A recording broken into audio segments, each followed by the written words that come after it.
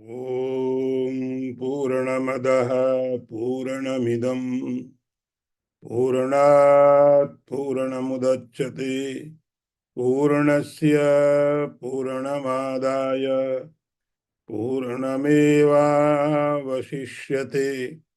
ॐ शान्ति शान्ति शान्तिः। शङ्करं शङ्कराचार्यं केशवं वादरायणं सूत्रभाष्यकृतौ वन्दे भगवन्तौ पुनः पुनः। ईश्वरो गुरुरात्मेति मूर्तिभेदविभागिने व्योमवद्व्याप्तदेहाय दक्षिणामूर्तये नमः। ॐ शान्ति शान्ति शान्तिः। नारायणं नमस्कृत्य नरं चैव नरोत्तमं देवीं सरस्वतीं व्यासं ततो जयमुदीरयेत। ॐ शान्ति शान्ति शान्तिः।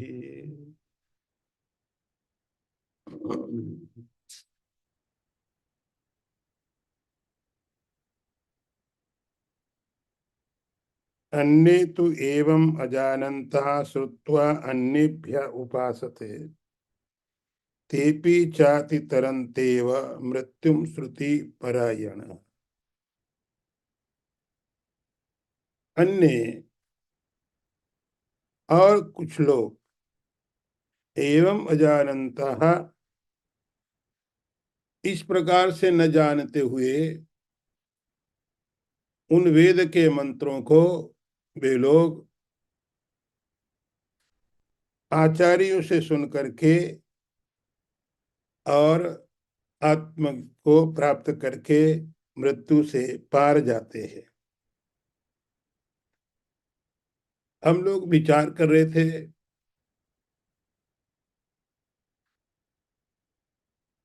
सिद्धांत इतना है, आत्मानम आत्मनि आत्मना पश्यन्ति। यह लक्ष्य है, यह अंतिम साधना है। अंतिम साधना आत्मानम आत्मनि आत्मानम पश्यन्ति। अपने अंदर ही अपने आप आत्मा को देखना, ये साधना है। सबसे जो उत्तम श्रेणी की है, उत्तम श्रेणी सबसे उच्च कोटि की, वह यही है, आत्मानम आत्मनि आत्मानम पश्यन्ति।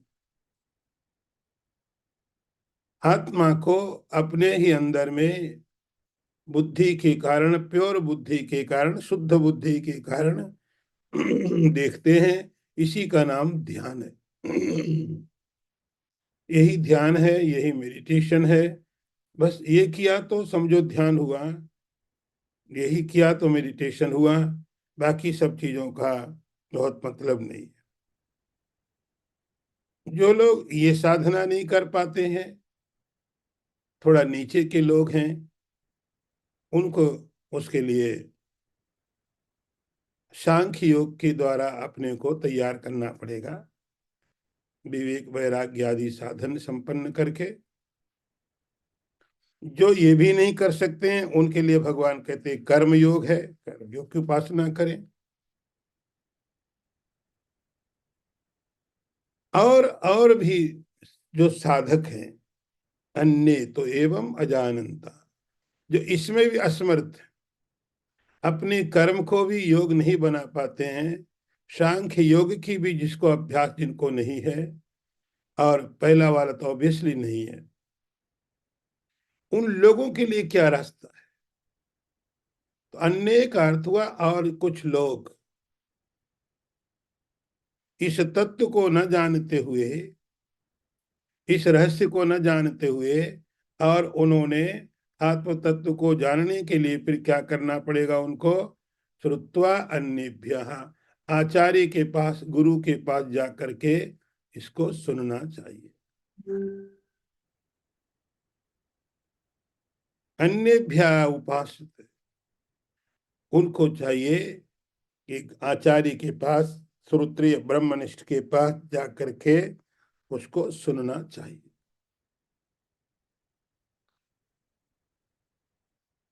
श्रवण होगा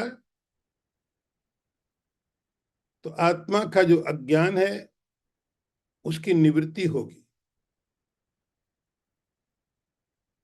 इसको सुनना चाहिए। बहुत बार हम ऐसा विचार कर लेते हैं कि हम अपने आप उपनिषद की स्टडी शुरू कर देते हैं। आजकल भी थोड़ी सुविधाएं हैं, चीजें अवेलेबल हैं, तो हम सोचते चलो बुक्स भी अवेलेबल हैं, इंटरनेट पर ट्रांसलेशन है, तो हम अपने आप ही वेदांत की स्टडी या ये स्टडी शुरू कर देते हैं। स्टडी होती रहती है और कुछ नहीं होता है। भगवान कहते हैं कि ये जिनको नहीं पता है उनको अन्येभ्यः, दूसरों के पास जाके, आचार्य के पास, गुरु के पास जा करके उसको श्रवण करना चाहिए। ये सेल्फ अपने आप स्टडी से नहीं होता है। हम अपने आप तो स्कूल वाली स्टडी भी नहीं कर पाते, उसके लिए भी हमको प्रॉपर स्कूल में जाना पड़ता है। तो ये सेल्फ, आत्मा का अध्ययन, आत्मा को समझना अपने आप संभव नहीं है। तो भगवान कहते हैं अन्येभ्यः उपासते, उस आत्मा का श्रवण दूसरों से करना चाहिए। अब ये आचार्य के ऊपर है। यहां भगवान ने ग्रंथ को रिफर नहीं किया कि किस ग्रंथ को पढ़ना चाहिए, किस भाषा में पढ़ना चाहिए। ऐसा भगवान ने कोई निर्देश नहीं दिया कि ये जाके पढ़ना चाहिए। वो आप आचार्य पर छोड़ दो, वो आचार्य पर छोड़ दो कि उसको उसको आप बताने की जरूरत नहीं है। उसके ऊपर छोड़ो कि कौन सा ग्रंथ पढ़ाए, किस भाषा में पढ़ाए, कहाँ से शुरू करे। हमारा काम है जाके श्रवण करना। तो जो श्रुति परायण है, भगवान ने नाम दिया श्रुति परायण, श्रवण करना। श्रवण का बहुत महत्व रखा है कि उस आत्म तत्व के बारे में आचार्य से श्रवण करना। कौन से ग्रंथ पढ़ाए, कैसे पढ़ाए, क्या करे, उसका काम है। बस हमारा काम श्रुति परायण, हमको तो सुनना है। जो सुना जा रहा है उसमें श्रद्धा करना है, कोशिश करना है कि डाउट ना हो। तेपि चाति तरन्ते व मृत्युम, ऐसे लोग भी मृत्यु को पार कर जाते हैं। ऐसे लोग भी मृत्यु से पार चले जाते हैं। जिस प्रकार से साधना करते हैं, श्रवण करते हैं, वो भी चले जाते हैं मृत्यु से पार। तो अभी आपने ये देखा, ये सब साधना के अलग अलग लेवल हैं। सबसे ऊपर की क्वालिटी है, फिर थोड़ा नीचे की है, फिर और नीचे की है, फिर और नीचे की है। ये साधना के भगवान ने स्टेप्स अलग अलग बताए। इन साधनाओं के स्टेप्स को लेकर के कोई भी व्यक्ति इस संसार से पार चला जाएगा। कोई भी व्यक्ति, सबके लिए अवसर है। बस ये कि जरूरी नहीं कि जो व्यक्ति दूसरा कर रहा है हमको वही करना है। अंडरस्टैंडिंग ये होनी चाहिए कि हम इस साधना के पाथ में दूसरों को फॉलो नहीं कर सकते, केवल आचार्य को फॉलो कर सकते। ये व्यक्ति योग ग्रंथ पढ़ रहा है तो हमको वही पढ़ना चाहिए, वो ये साधना कर रहा है हमको वही करना चाहिए। वैसा उसके अपने स्टेप्स हैं, उसका अपना लेवल है। हम इस साधना के पाथ में किसी सीकर को फॉलो नहीं कर सकते, आचार्य को फॉलो करेंगे, वो बताएगा। क्योंकि हर किसी के पिछले जन्मों के अपने अपने संस्कार हैं। पिछले जन्मों के संस्कार के कारण कोई व्यक्ति अपनी साधना कहीं से प्रारंभ करता है, कोई कहीं से प्रारंभ करता है, कोई कहीं पर है। इसीलिए भगवान कहते हैं उन लोगों को, आचार्य को सुनना चाहिए और उसके द्वारा भी इस संसार से वो पार होते हैं। अगला मंत्र देखिए। यावत् संजायते किंचित सत्वं स्थावर जंगमम क्षेत्र क्षेत्रज्ञ संयोगात् तद्विद्धि भरतर्षभा। आगे भगवान कहते हैं अर्जुन, जो कुछ भी स्थावर जंगम आप देख रहे हैं वह सब का सब क्षेत्र क्षेत्रज्ञ के संयोग से उत्पन्न होता, ऐसा समझो। भगवान ने कहा मृत्यु से पार होते हैं। मृत्यु का अर्थ पूरा संसार। मृत्यु का अर्थ ऐसा नहीं होता कि जब कोई आदमी मर जाता हम उसी को मृत्यु कहते हैं। मृत्यु का अर्थ है कि संसार में, संसार का होना ही मृत्यु है। हम समझते संसार का ना होना मृत्यु है, कि अब प्राण निकल गए, कुछ नहीं बचा, ये मृत्यु। मृत्यु मतलब मर गया, शरीर नहीं बचा, पैसे नहीं बचे, प्रॉपर्टी नहीं बचे, रिलेटिव नहीं बचे, सब कुछ खत्म हो गया। ये मृत्यु की डेफिनेशन हमारी ये है, सब कुछ खत्म हो गया, ये मृत्यु है। थोड़ा उल्टा समझिए आप, सब कुछ का होना ही मृत्यु है। जब तक संसार की सत्ता है, संसार है, तब तक मृत्यु है। ये जो अनुभव हो रहे हैं, जो एक्सपीरियंस हो रहे हैं पदार्थ, यावत जो कुछ भी, वो सत्व, चाहे स्थावर हो कि जंगम हो। जंगम का मतलब होता है, स्थावर का मतलब होता है जड़ और चेतन सब। इतने तो संसार है। और क्या संसार, या तो कुछ जड़ पदार्थ आपको दिखाई पड़ेंगे या चेतन पदार्थ दिखाई पड़ेंगे। चेतन नहीं दिखता है, दिखते पदार्थ ही हैं। कोई मूव कर रहे हैं, पेड़ पौधे हैं, मूव नहीं करते लेकिन आपको लगता चैतन्य है वहां पर भी। पक्षी हैं, मनुष्य हैं, ये मूव कर रहे हैं, चैतन्य भी दिख रहा है यहाँ। तो जो कुछ भी है, तो किसी का अनुभव होना, किसी का अपने अतिरिक्त और दिखाई पड़ना,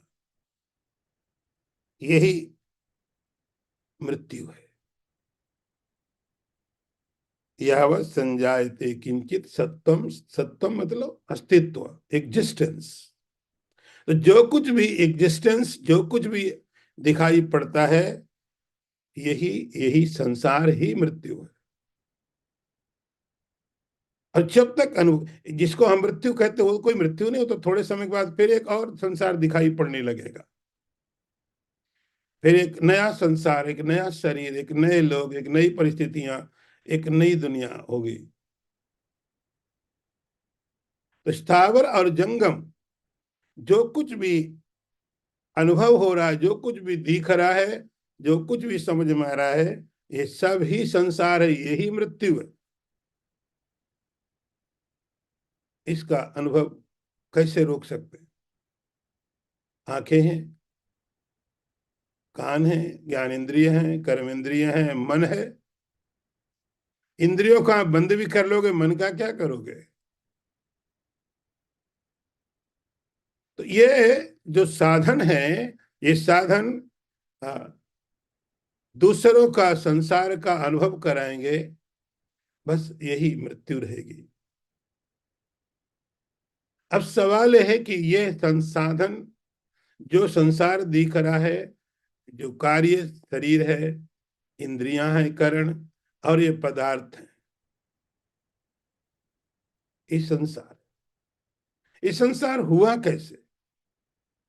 बहुत फंडामेंटल क्वेश्चन, अलग अलग इसके उत्तर हैं।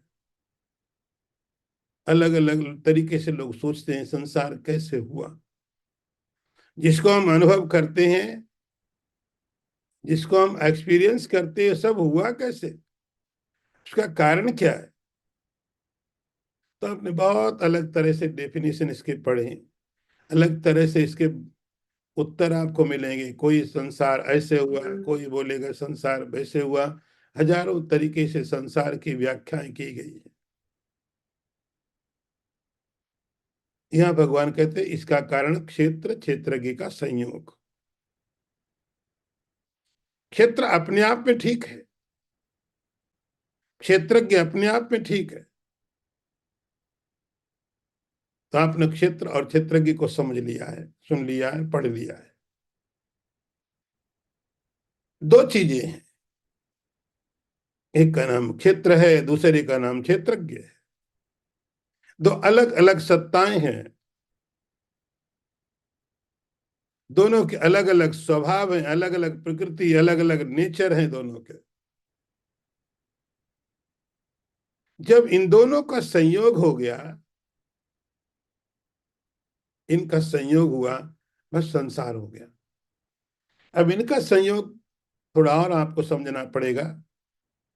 इनका संयोग, संयोग का मतलब मिलना। तो इनका मिलना कैसा हुआ? क्या आपने दो पदार्थों को इकट्ठा कर दिया? ऐसा मिलना होता है कि टेबल के ऊपर आपने बुक रख दी, एक बुक है दूसरा टेबल है, दोनों को इकट्ठा कर दिया। दो पदार्थों का मिलना, दो अलग अलग एंटिटी का मिलना ही संयोग होता है, दो का मिलना। तो इस प्रकृति और पुरुष का मिलना किस प्रकार से हुआ? प्रकृति पुरुष संयोग, मिलना मतलब हुआ। इसको शंकराचार्य जी ने ब्रह्मसूत्र के भाष्य में शुरू में लिखा उन्होंने, एक बहुत अच्छा, उसका नाम हम लोग बोलते अध्यास भाष्य। ब्रह्मसूत्र में प्रवेश करने के पहले एक बहुत बड़ा उन्होंने जो ओपनिंग की ब्रह्मसूत्र के भाष्य की, बहुत सुंदर की। हम बोलते हैं उसको अध्यास भाष्य। अध्यास का मतलब एक दूसरे के गुण, एक दूसरे की क्वालिटी एक दूसरे में मालूम पड़ने लगना। यदि मैं और सरल करके बताऊं, बहुत सीधा सीधा करके बोलूं, तो अज्ञान, अविद्या, इग्नोरेंस, जो चीज जैसी है उसको वैसा न समझना, वेदांत इसमें बहुत स्पष्ट है। क्योंकि भगवान गीता बता रहे हैं, इसलिए गीता में उस अध्यास को बताने के लिए भगवान ने शब्द यहां यूज किया, क्षेत्र क्षेत्रज्ञ संयोग। ऐसे ऐसे शब्दों का वेदांत में तो आपने बहुत बार अध्ययन किया। गीता में भगवान उस चीज को बताने के लिए उपयोग किया, क्षेत्र क्षेत्रज्ञ संयोग। क्षेत्र अलग चीज है, क्षेत्रज्ञ अलग चीज है। शंकराचार्य जी ने लिखा, तम प्रकाशवत विरुद्ध स्वभावयो युष्मत् अस्मत् प्रत्यय गोचरयो विषय विषयणो वृद्ध स्वभावयो इतरेतर धर्माध्यास। ये संयोग क्या है? ऐसा नहीं कि प्रकृति एक अलग चीज है, उस पर ईश्वर पुरुष का संयोग हो गया, क्षेत्र अलग है क्षेत्रज्ञ अलग, दोनों आके मिल गए, दोनों का आप अलग कर देते हो। ये कैसा है कि दो अलग सत्ताएं हैं, दो अलग एंटिटी है। एक का नाम क्षेत्र है, दूसरे का नाम क्षेत्रज्ञ है। दोनों अपने आप में है तो बहुत अच्छे हैं, लेकिन उन दोनों का एक दूसरे को अलग समझ लेना, एक दूसरे को दूसरा समझ लेना, ये हुआ क्षेत्र क्षेत्रज्ञ संयोग। और थोड़ा सरल कर दूं, शरीर को आत्मा समझ लेना, ये संयोग है। आत्मा को मरने वाला समझ लेना, ये प्रकृति, क्षेत्र और क्षेत्रज्ञ का संयोग ऐसा है। जड़ को चैतन्य समझ लेना, शरीर जड़ है उसको चैतन्य समझ लेना, आत्मा जो नित्य उसको मरने वाला समझ लेना, इसको बोलते क्षेत्र क्षेत्र की संयोग। बस ये क्षेत्र क्षेत्र की का संयोग हो गया, फिर सारा संसार हो गया। एक बार क्षेत्र क्षेत्र की का संयोग हो गया, इसको एक दूसरे के गुण, एक दूसरे की क्वालिटी एक दूसरे में मालूम पड़ने लगना, इसको बोलते क्षेत्र क्षेत्र की संयोग। इस संयोग को आपने अलग करना नहीं, समझना है। अलग करना ऐसा कुछ क्रिया नहीं है कि इस चीज को आप अलग कर लेते, कोई कोशिश करेंगे, कोई काम करेंगे, इसको अलग कर दिया, उसको अलग कर दिया, ऐसी कोई क्रिया का काम नहीं है। तो क्षेत्र क्षेत्रज्ञ संयोग, तो उस पूरे के पूरे इस संसार का या ब्रह्मांड का किसी का होना, इसका एक ही कारण है कि दो चीजों का एक दूसरे में मिल जाना। क्षेत्र को क्षेत्र की समझ लिया, क्षेत्र की को क्षेत्र समझ लिया, बस इसी के कारण यत् किंचित स्थावर जंगमम, जो कुछ भी स्थावर है या जंगम है, चलने वाला नहीं चलने वाला, ये सब हो जाता है, ये सब हो जाता है। आगे मंत्र देखिए।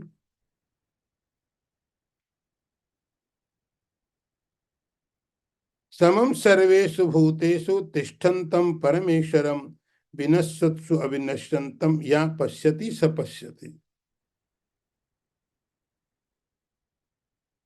समस्त भूतों में रहने वाला जो परमेश्वर है, जो विनाशियों में भी अविनाशी है, उस परमात्मा को जो देखता है वही वास्तव में देखता है।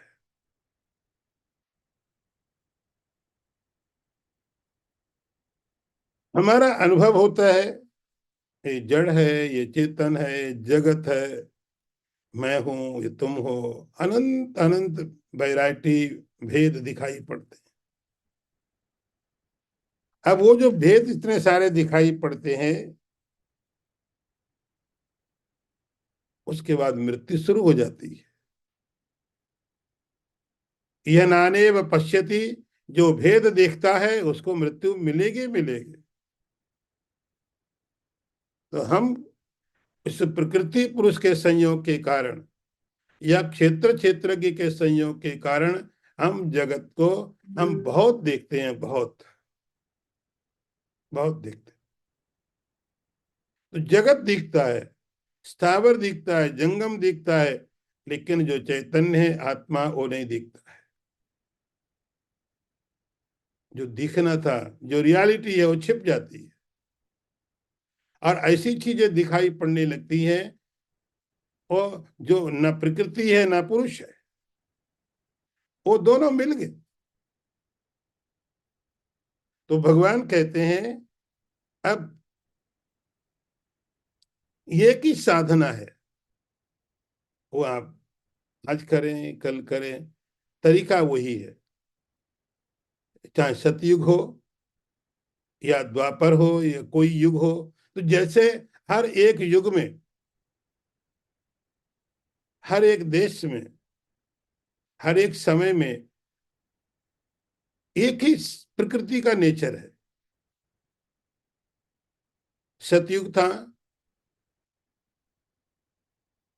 तो भी पानी के जो नेचर थे, पानी वैसे ही था। कलयुग में ऐसा नहीं पानी बदल गया, कि कलयुग आ गया पानी बदल गया, कलयुग आ गया आग बदल गई, कलयुग आ गया सूरज बदल गया, धरती बदल गई। कल सतयुग में आप आंख से देखा करते थे, आजकल आपका कलयुग आ गया तो आपने कान से देखना शुरू कर दिया। कोई फर्क नहीं पड़ेगा। आप किस देश में, न देश कोई फर्क पैदा कर पाता है, न काल कोई फर्क पैदा कर पाता है। जिस चीज का जैसा नेचर है वैसे ही रहता है।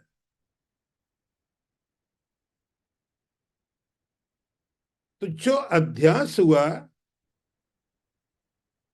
अध्यास एक दूसरे में मिक्स हो गया। वो मिक्स हुआ नहीं, हमने समझा।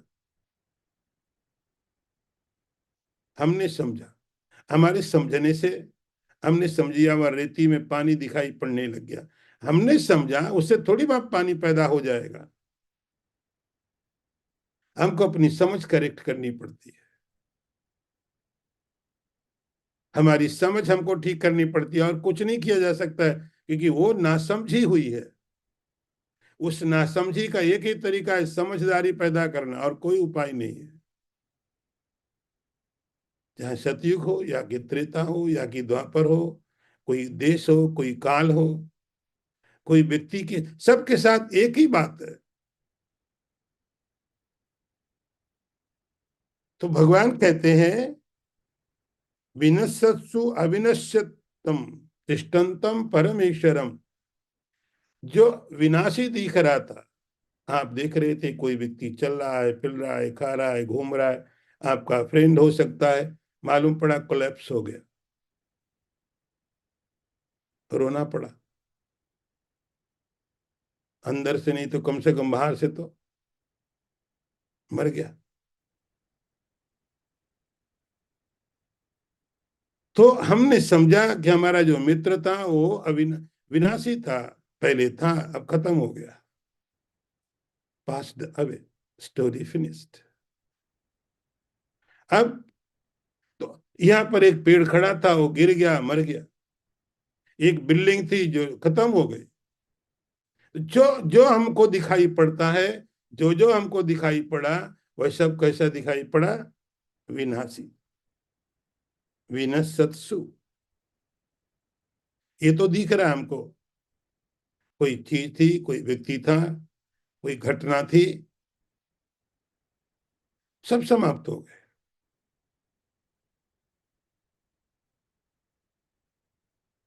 तो जितने भेद दिखाई पड़े, उन भेदों के अंदर में हमको केवल एक ही चीज दिखाई पड़ी, और दिखाई पड़ी मृत्यु। जितने भेद दिखाई पड़े, जितनी वैरायटी दिखाई पड़ी, अब धीरे धीरे अपने को समझ में आने लग गया कि जितनी भेद है मतलब खत्म होंगे। तो हम पहले देखते चीज एक्सपायरी डेट क्या है, इसकी वारंटी क्या है, इसकी गारंटी क्या है, कितने समय के लिए। हम समझ ठीक है, 10 साल है, चलेगा, हमको मालूम 10 साल, ठीक है।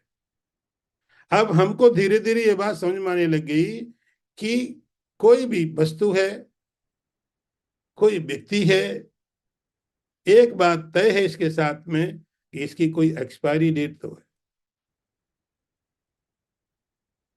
कोई एक्सपायरी डेट तो है। ये बात अब समझ में आने लग गया कि नित्य तो नहीं है, कोई भी हो। तो हमको जो विनाशी चीजें दिखाई पड़ती, विनत्सु, विनस् विनाश होने वाले, विनश्यत्सु, विनाश होने वालों में अब एक चीज और जो अंडरस्टैंडिंग पैदा हुई, वही क्या है? अविनश्यंतम। इनके अंदर एक एक करेंट है, जो सभी के अंदर भी है। लाखों करोड़ों की भीड़ है, जो सारी भीड़ एक मृत्यु के साथ में जी रही है, लेकिन इसके अंदर में एक ऐसी कॉमन चीज भी है जो सब जगह है, और वो चीज अविनाशी है।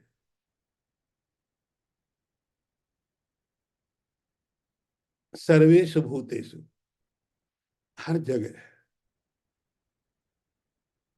कोई भी पदार्थ हो, जड़ हो, चेतन हो, क्योंकि सब यह क्षेत्र क्षेत्रज्ञ के संयोग से मालूम पड़ा आपको। तो जितना क्षेत्र क्षेत्रज्ञ के संयोग से आपको वैरायटी भेद मालूम पड़े, इन समस्त भेदों के अंदर में जो विनाश वाले भेद हैं, उनके अंदर एक ऐसी चीज है जो अविनाशी है। उसको जो देखता है, वो सही में देखता है। ये जो दृष्टि है, ये जो दर्शन है, आंख का काम नहीं है। विनश विनाशी को तो सब लोग देख रहे हैं। यदि आप नहीं देख पाते तो डॉक्टर बोलता है आपको आंख के लिए चश्मा लगाना पड़ेगा। आप चश्मा लगाते हैं, आप देख पाते हैं। मेरी दृष्टि कमजोर हो गई, तो आप चश्मा लगा करके, कोई इक्विपमेंट लेकर के, एडवांस्ड इक्विपमेंट लेकर के आप किसी पदार्थ को देख पाते हो। मैं नहीं देख पाता हूँ, बहुत छोटा है, तो मैं कोई डिवाइस ले लेता हूँ। तो इस आंख के द्वारा देखने की भगवान बात नहीं कर रहे हैं। यदि इस आंख से देखने वाला होता तो कोई साधना की जरूरत नहीं थी। फिर क्यों साधना चाहिए? इस आंख से देखने वाला पदार्थ, इसके लिए साधना बिल्कुल नहीं चाहिए। आंख में कोई खराबी है तो आप डॉक्टर से मिलो, आप देख पाओगे। लेकिन भगवान जी रियल दर्शन की बात करते, या पश्यति स पश्यति, जो देखता है सही वो देखता है। इसका मतलब भगवान इस विजन की बात नहीं कर रहे हैं। भगवान किसी और विजन की बात कर रहे हैं, कोई और बात कर रहे हैं। और ये विजन जब इन आंखों से नहीं होगा तो कैसे होगा? यदि दृष्टि जिसकी भगवान बात करते हैं आंखों से नहीं होगा तो किससे होगा? आंखों से तो दिखता नहीं। आप बोलोगे बुद्धि से। बुद्धि से भी कहां दिखता है? इतने सारे बुद्धिमान लोग दुनिया में हैं, किसी को दर्शन होता है? दुनिया में इतने सारे बहुत बड़े बड़े साइंटिस्ट, बड़े बड़े डॉक्टर, बड़े बड़े इंजीनियर हैं, उनकी दशा देखो, क्या दुर्गति उनकी है। बुद्धि तो बहुत है। तो ये विजन जिसकी बात भगवान कहते हैं कि सही में जो ऐसा देखता वही देखता, तो भगवान किसकी बात कर रहे हैं? कौन सा विजन है? इन आंखों से नहीं दिखाई पड़ा, इस बुद्धि से नहीं दिखाई पड़ा। एक बात तय है, इन आंखों से तो नहीं दिखेगा, क्योंकि आंखें तो हमेशा भेद देखेंगी। तो बुद्धि को ठीक करना पड़ेगा। तो हम समझ सकते हैं, ऐसी बुद्धि, उस बुद्धि को आप ट्रेन करते। हम वेदांत की भाषा में बोलेंगे शुद्ध अंतःकरण। उसकी प्योरिटी यही है कि हम उसको ट्रेनिंग देते हैं। धीरे धीरे धीरे धीरे जब बुद्धि प्योर हो जाती है, उस शुद्ध बुद्धि के अंदर में ही अब ये विजन पैदा होगा कि वह बाहर की आंखें बाहर का भेद बताएंगी। आंखें अपना काम अभी भी करेंगी, करना चाहिए। तो आंखें अपना भेद बताएंगी। करोड़ लोगों का भीड़ है, आंखें बोलेंगी 1 लाख लोग खड़े हैं। शुद्ध बुद्धि बोलेगी इन सब के अंदर में एक तत्व बैठा हुआ है जो अविनाशी है, जो सब जगह है। ऐसा जो दर्शन है, भगवान कहते हैं वही रियल दर्शन है। या पश्यति स पश्यति। आगे मंत्र देखिए। समम पश्यन् ही सर्वत्र समवस्थितम ईश्वरम ना हि नस्त्यात्मनात्मानं ततो याति पराम गतिम। उसका महत्व भगवान बता रहे हैं कि जो व्यक्ति सभी जगह उस एक को ही देखता है, ईश्वर को, वो अपने आप को नहीं मारता है और उसके बाद परम गति को प्राप्त होता है। भगवान इस मंत्र में, जो पहले वाला मंत्र है, थोड़ा उसी का एक सार बता रहे हैं। पहली लाइन में भगवान ने बोला कि जो सर्वत्र समवस्थित परमात्मा को देखता है, सब जगह। तो आंखें अपनी बात करेंगी, लेकिन आपकी बुद्धि, जो संस्कृत बुद्धि है, जो शुद्ध बुद्धि है, जो ट्रेंड बुद्धि है, शुद्ध अंतःकरण है, ये सब आंखों के द्वारा जो दिखाई पड़ता है उसको एक्सेप्ट कर लेगा। लेकिन तो विनाशी भी दिख रहे हैं, शुद्ध बुद्धि बोलेगी इसके अंदर में अविनाशी परमात्मा भी सब जगह में विराजमान है। पहले अपने अंदर में दिखा, आत्मनि, पहले अपने अंदर में देखा, अब वही परमात्मा सब जगह दिखने लग गया।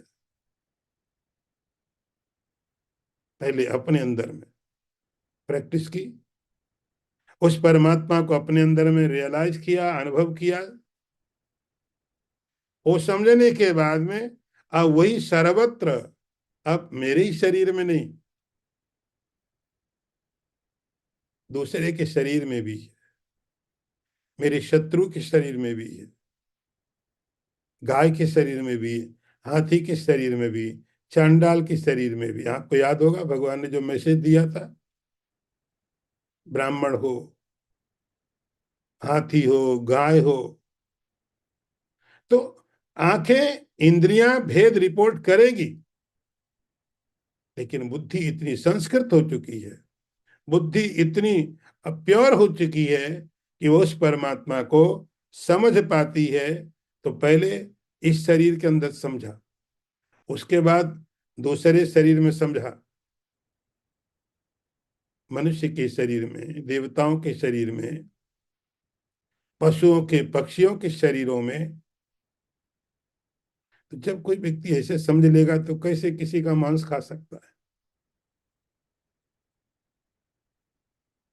समम पश्चन, उस परमात्मा को ही हर एक शरीर के अंदर में दिखने लग गया। अब केवल मेरे ही शरीर तक लिमिटेड नहीं है, सब जगह वही परमात्मा सब जगह है, सब शरीरों में है। तो जब सब शरीरों के अंदर में अनुभूति करने लग गया वो, उसके बाद बिना शरीर के भी परमात्मा रह सकता है। सर्वत्र का अर्थ है अब बिना अब शरीर की भी जरूरत नहीं। धीरे धीरे और अंडरस्टैंडिंग डेवलप हुई। पहले मेरे शरीर में मैंने देखा, फिर मैंने दूसरों के शरीरों में भी देखना समझना शुरू कर दिया। वहां भी समझ लिया, हाँ जैसे चैतन्य यहाँ है, वैसे ही वैसे ही चैतन्य सब जीवों में है, जो चल रहे हैं, घूम रहे हैं, स्थावर हैं, जंगम है, सबके अंदर में वही चैतन्य, सबके अंदर में। फिर और एक स्टेप आगे चला गया। अब शरीर का होना जरूरी नहीं आत्मानुभव के लिए, अब शरीर का होना जरूरी नहीं कि आत्मदर्शन करने के लिए। अभी तक तो क्या था कि आत्मा को अनुभव करने के लिए शरीर एक माध्यम था। आत्मा अपने को, चैतन्य को प्रकट समझने के लिए हमको शरीर की सहारा लेना पड़ता था, मेरा अपना, दूसरों का। अब धीरे धीरे शरीर की बात खत्म हो गई। अब ये समझ आ गई कि आत्मा है, शरीर रहे तो ठीक है, शरीर न रहे तो ठीक है। अब सर्वत्र, सर्वत्र का मतलब सब जगह शरीर का होना अब जरूरी नहीं है। शरीर में भी परमात्मा आत्मा है, मेरे में, उसमें, लेकिन जहां किसी का कोई शरीर नहीं है वहां भी परमात्मा है, सर्वत्र, हर काल में। ये अब ऐसी दृष्टि हो गई, उसका परिणाम क्या हुआ? ना हिनस्ति आत्मना आत्मानम। हिनस्ति का अर्थ होता है मरना। अज्ञान के कारण हम अपने आप को ही मारते हैं, मारते करते अपने को दुखी करते हैं। सुसाइड नहीं,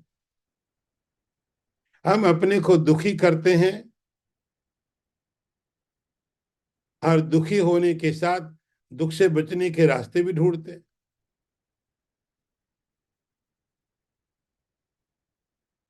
कोई रास्ता है ही नहीं। जिस जिस जगह वहां हम खड़े हैं, जो हमारी अप्रोच है,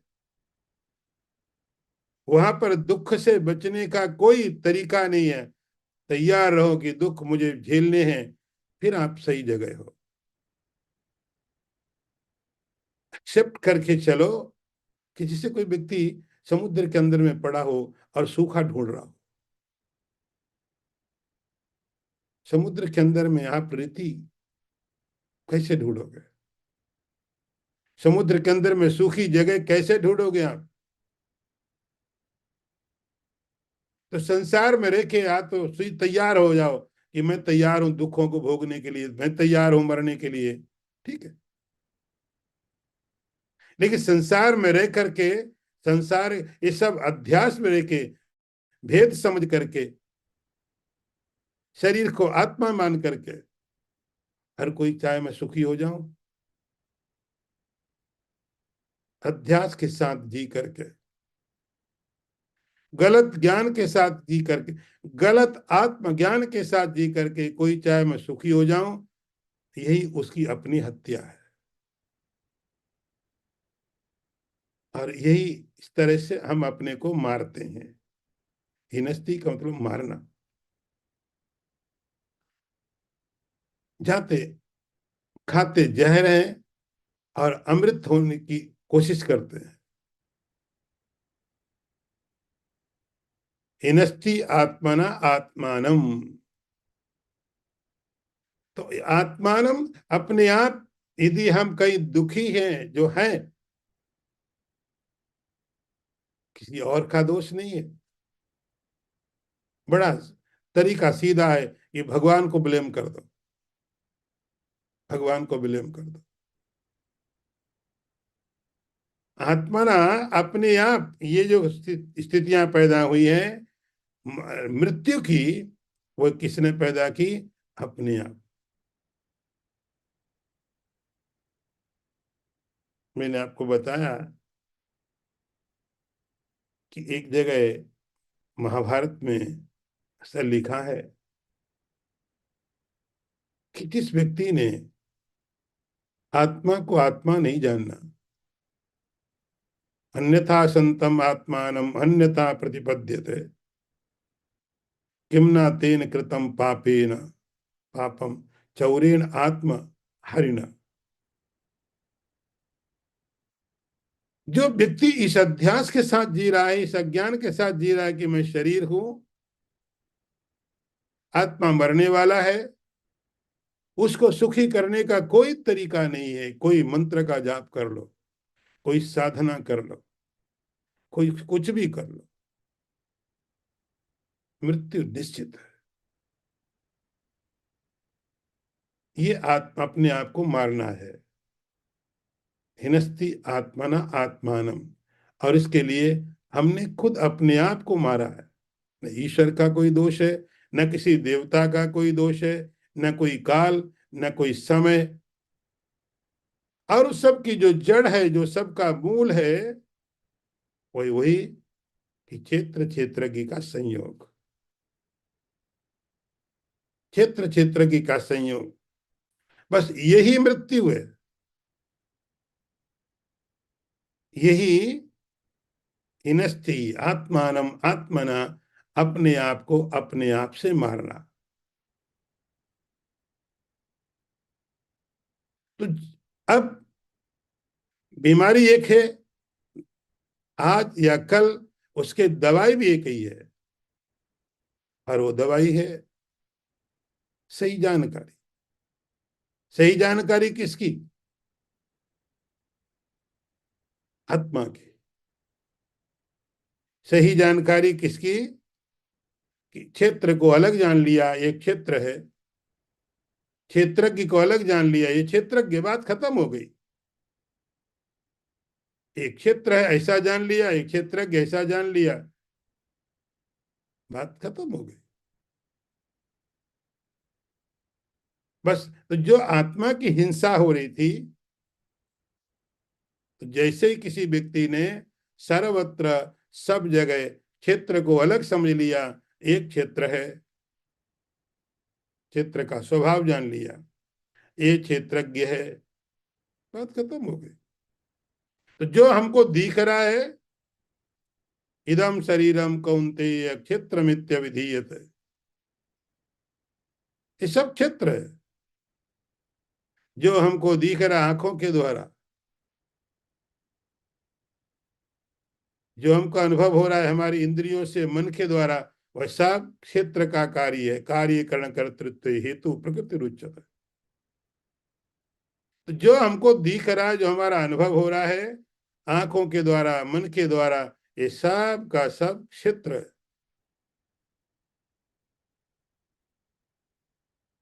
और आपने बिल्कुल पहले ही पढ़ा, भगवान ने कह दिया था एकदम शुरू में, इदम शरीरम कौन्तेय क्षेत्रमित्य विधीयते एतद्यो वेति तम प्राहु क्षेत्रज्ञम इति तद्विदा। इसका जो नोअर है, जो जानने वाला है, उसको जानने वाला अलग समझ लिया। जब तक नहीं समझा तब तक हम अपने आप को मार रहे हैं। तो जो सर्वत्र उस सर्व समवस्थित तत्व को, क्षेत्र को, क्षेत्रज्ञ को अलग अलग समझ लेता है, वो अपने आप को मारता नहीं है। याति पराम गतिम, और परागति को ही, परागति को प्राप्त कर लिया। आगे मंत्र देखिए, प्रकृत्यैव च कर्माणि क्रियमाणानि सर्वसा या पश्यति तथात्मानम् अकर्तारं स पश्यति।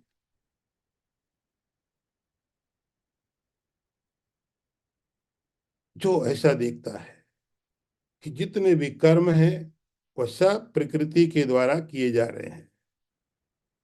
प्रकृत्यैव क्रिय कर्माणि क्रियमाणानि सर्वाणि कर्माणि, सारे एक्शन, सभी कर्म प्रकृति के द्वारा किए जा रहे हैं। और जो क्षेत्र है, क्षेत्रज्ञ है, वह अकर्ता है। ऐसा जो देखता है वह वास्तव में देखता है। तो दो डिवीजन आपने कर लिए। क्षेत्र क्षेत्रज्ञ का संयोग ही संसार है, क्षेत्र क्षेत्रज्ञ को अलग समझ लेना ही मोक्ष है। वेदांत में यदि मैं आपको थोड़ा सरल करके कह दूं, यहाँ भगवान ने अलग तरीके से कहा कि जो अज्ञान है, इग्नोरेंस है, वही तो संसार है। दो चीजों का मिलना, यही संसार हो गया। आपने अलग अलग समझ लिया, यही ब्रह्म विद्या हो गई, यही आत्मज्ञान हो गया। यहाँ भगवान उसको नाम दे रहे हैं प्रकृति, पुरुष, क्षेत्र, क्षेत्रज्ञ। तो आप कंफ्यूज मत होना। क्षेत्र क्षेत्रज्ञ बोला जाए, प्रकृति पुरुष बोला जाए, ब्रह्म माया बोला जाए, तो भगवान कहते हैं जितने भी कर्म किए जा रहे हैं, जितने भी कर्म किए जा रहे हैं, आप पक्की तरह समझ लो, ये सब प्रकृति ही, वह सब प्रकृति कर रही है, माया कर रही है। जितने भी कर्म किए जा रहे हैं, प्रकृति वच क्रियमाणानि कर्माणि सर्वसा। क्रियमाण जितने भी कर्म हैं, जो कर रहे हैं, किए जा रहे हैं, वो समस्त कर्म निश्चित रूप से समझ लो, कोई भी कर्म हो, शास्त्र का कर्म हो, संसार का कर्म हो, पाप कर्म हो, पुण्य कर्म हो, जो भी हमारे डेफिनेशन बनाई है पाप की, पुण्य की, अच्छे की, बुरे की, ये समस्त कर्म करने वाला कौन है? प्रकृति। प्रकृति करने वाली है। हाथ से कोई कर्म हुआ, हाथ प्रकृति। पांव से कोई कर्म हुआ, पांव प्रकृति है, पांव परमात्मा नहीं है। नहीं है का मतलब हम पांव के रूप से पांव को देखें तो परमात्मा नहीं है। हाथ कर्म कर रहा है, पांव एक्शन कर रहे हैं, ज्ञानेंद्रिय अपना काम कर रही हैं, मन कर्म कर रहा है, बुद्धि काम कर रही है, शरीर काम कर रहा है। ये सब क्या है? प्रकृति का एरिया है। प्रकृति शरीर बन गई। आपने पढ़ा था पीछे, कार्यकरण कर्तृत्व। तो प्रकृति शरीर बन गई, प्रकृति हाथ बन गई, प्रकृति मन बन गई, प्रकृति बुद्धि बन गई, प्रकृति पंच महाभूत बन गई,